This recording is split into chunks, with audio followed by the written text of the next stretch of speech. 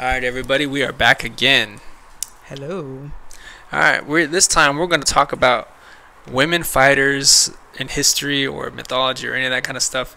Something that a lot of people always have misrepresented, but it's like everyone knows it but doesn't know it. Doesn't know what?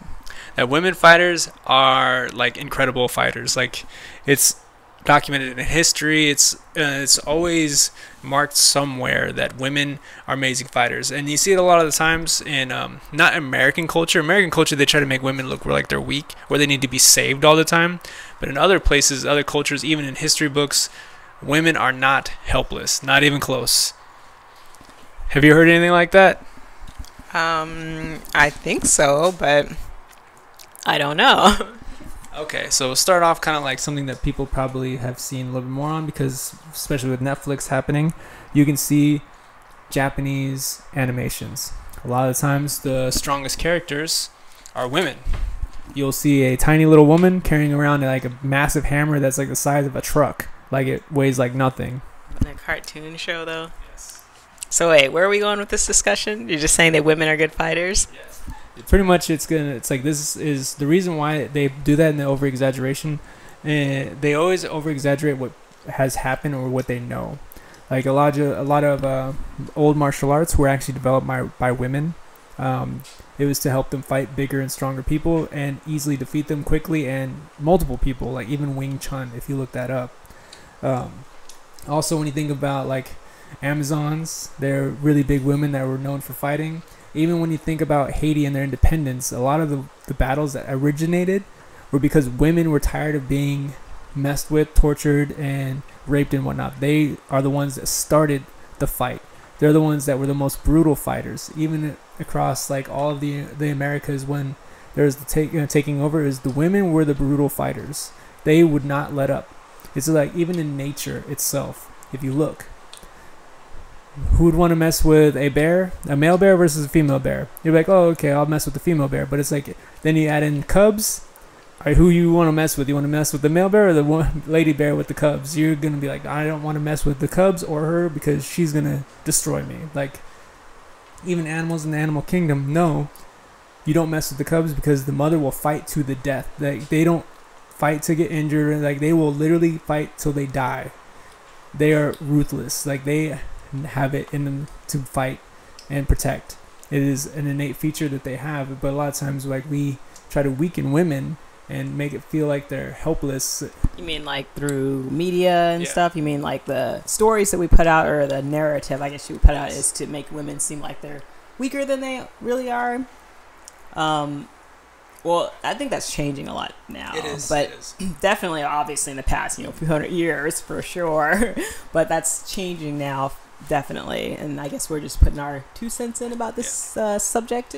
Yeah, because it's changing, but it's still like, especially if it's like kids watching like Disney Channel and stuff like that. You still see like the princesses and stuff like that. Even on their shows, it's like they're able to do stuff, but a lot of times they need help. What about Moana? Oh, she needed Maui. Hey, but most people need some kind of demigod, right? Yeah.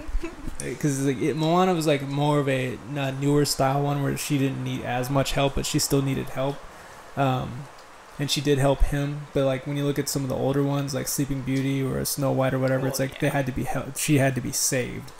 But then when you look at other countries, like they literally have the women saving the entire country. I mean, Mulan was a decent one. She did need help and she did save the entire Chinese empire, but it's like it's moving in a good direction because people are not seeing women as being weak anymore, which is a good thing. Not. Yeah, exactly. Because they're not. They're not seeing them as weak anymore, so that's good. No, it's way to go, women. Yeah, you're saying that in general, that throughout history, women have not been the weaker of the 2 types of people, or the 2 sexes, or whatever, or whatever. They were just portrayed that way to kind of like keep women from doing things, even in the workplace and everything like that. It's like women are going into these fields. Men were trying to keep them out, in my opinion, because women are way better at it, and they didn't want to compete. Not because like, oh, we don't want women to be in the workplace because they're so nice and like they need to be like kept away from the brutal workforce. No, it's because they're afraid that competition, they cannot compete with a woman ever.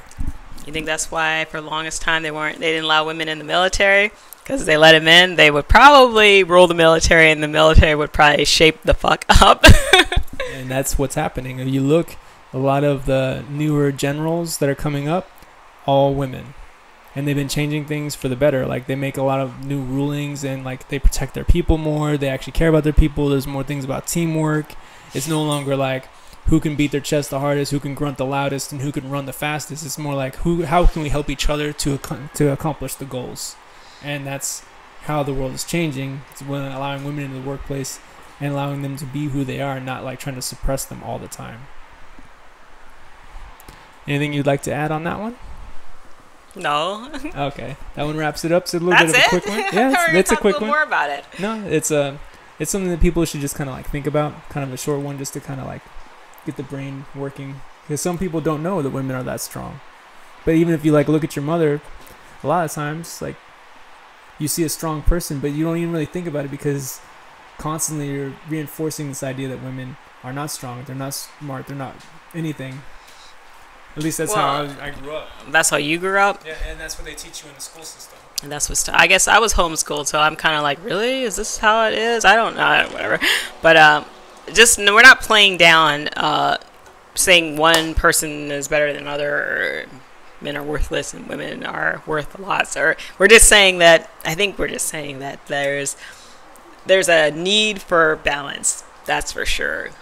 Balance in how humanity is the movement of humanity, I guess.